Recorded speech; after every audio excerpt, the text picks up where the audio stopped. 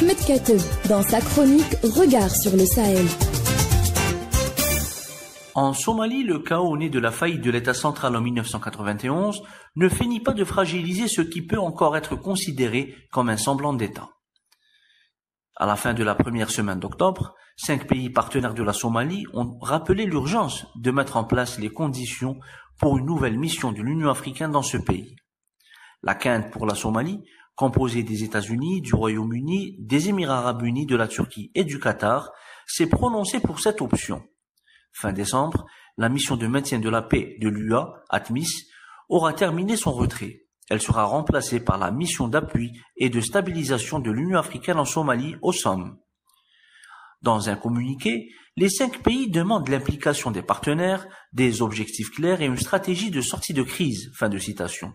La quinte insiste aussi sur l'urgence à finaliser des solutions de financement. Les 5 pays partenaires de la Somalie redoutent un retard dans son montage. D'après eux, beaucoup de choses sont à réaliser avant la mise en place d'une mission d'ici janvier. De son côté, le mandat de la MANUSOM, la mission d'assistance des Nations Unies en Somalie, doit expirer à la fin du mois. Et la Somalie a proposé un processus de 2 ans pour transférer les tâches aux autorités nationales et à l'équipe de pays des Nations Unies pendant que le retrait des forces de l'ATMIS se poursuit. C'est à ce titre que James Swan, représentant spécial par intérim du secrétaire général de l'ONU et chef de la MANUSOM, a informé le Conseil de sécurité à New York aux côtés de Mohamed El-Amin Souf, chef de la mission de transition de l'Union africaine en Somalie ATMIS, lors d'une réunion le 3 octobre, consacrée à la situation dans ce pays de la Corne de l'Afrique. James Swan a souligné les récents progrès réalisés sur le plan politique.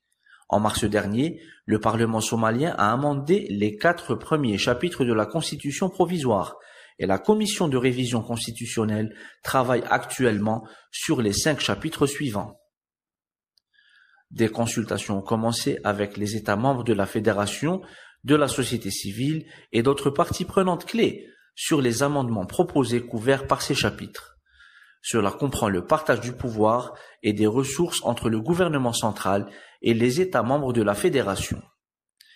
Des progrès ont également été réalisés dans la définition d'un plan pour les élections à une personne, une voix.